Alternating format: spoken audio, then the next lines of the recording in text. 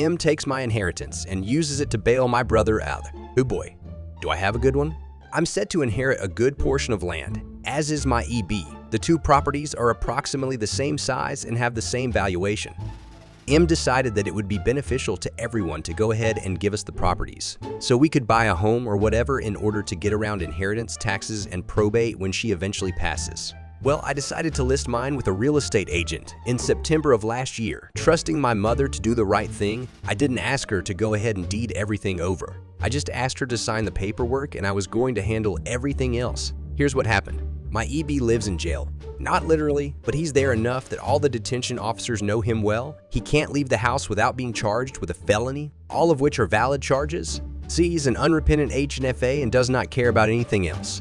There's a long list of all the truly screwed up things he's done, none of which I feel like rehashing, but rest assured that all of the charges are born of a fatal combination of arrogance and stupidity. The team continues to support and enable him. To her, my children are just the same in my eyes. We're not. Well, after we listed the property, he got in trouble, again for what feels like the 457th time. What does she do? Because sweet baby boy can't possibly spend more time in jail. She signs a bond with the county because what bail bondsman would touch him? None. That's how many, using all of her properties, including what's supposed to go to me and her own personal home. She never told me any of this, so here I go bebopping into what looks like a good future, never knowing that I'm engaging in criminal activity, thinking that I'm gonna buy my own house. The land sold, we're under contract with the buyer. My family is working on what we assume to be our new house. She even helped clean it out, all the while knowing all of this. Closing time comes. The lawyer runs a title check one more time, and what does he find? I'm not sure what the character count is on these, so I'm gonna cut this off for now. It's running long. If you want more, tell me. The next story is, Acting 31 asked my father-in-law, I'm 60, to start contributing to household expenses again after I found out that my wife, 31, had not told me that he had stopped financially contributing. Now, he is looking at moving out and possibly being homeless. Did I do the right thing?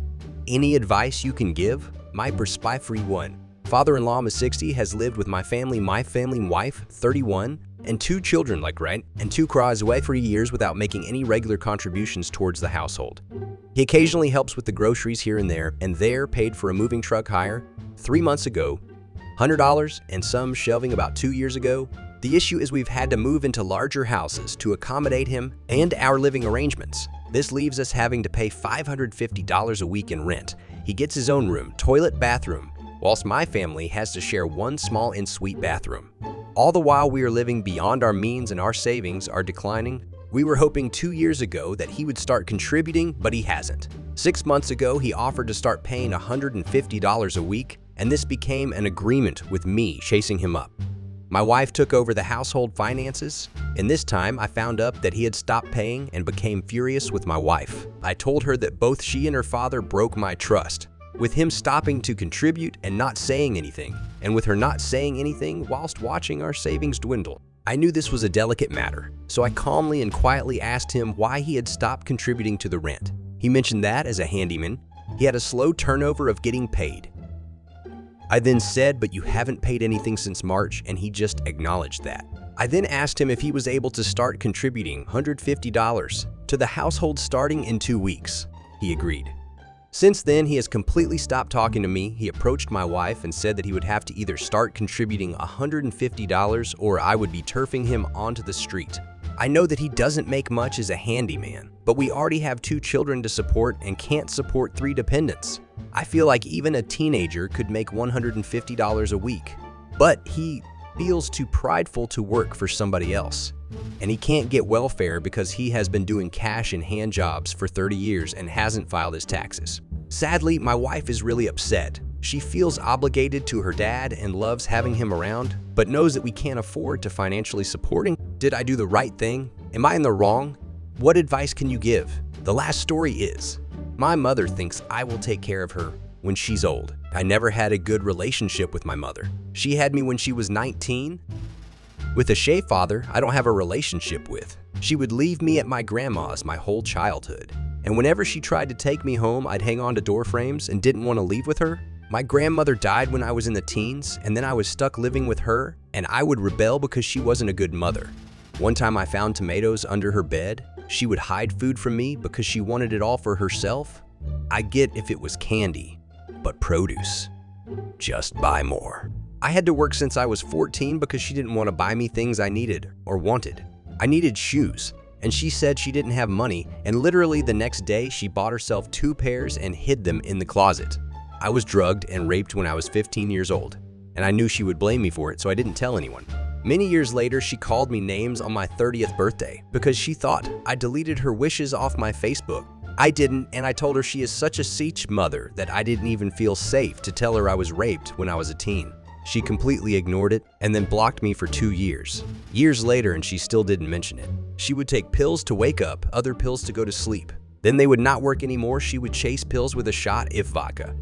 She would binge and make herself throw up in front of me when I was a teen. She would steal makeup with me when I was like 13. She let me date a 24-year-old when I was 15. She tried to talk me into staying with my ex-husband who would screw strippers in my bed because he bought her tickets from Europe to Vegas. She is proud she takes bribes at work and brags about if often.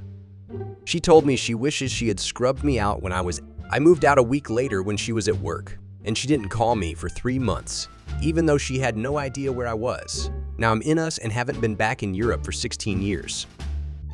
Writing this down makes me astounded that I kinda normalized my childhood in my head. I'm starting to realize that it really wasn't normal at all and why I've struggled with relationship my whole life. Anyway, she is under the impression I will be taking care of her when she's old. She's very upset when I tell her I want. She is trying to seem supportive and offering help that she can't provide and knows I won't ask her for to manipulate me into doing things for her in the future. She is super nice because I'm doing pretty well financially. She's not getting a penny from me. Everything is always my fault. Nothing is ever her fault. She's always perfect and never wrong. If given a choice between living with my mother and death, I would immediately pick death, without any hesitation. Thanks for reading my long rant. Thank you so much for taking the time to watch our video. Your support and interest in our stories is the best gift we can give you. We are extremely grateful for your comments, likes, and subscriptions to our channel. It inspires us to create even more exciting content for you. Please continue to share your experiences and recommendations and tell your friends about us. Together, we will make our journey together even more interesting and exciting. See you in the next video. Have a great day.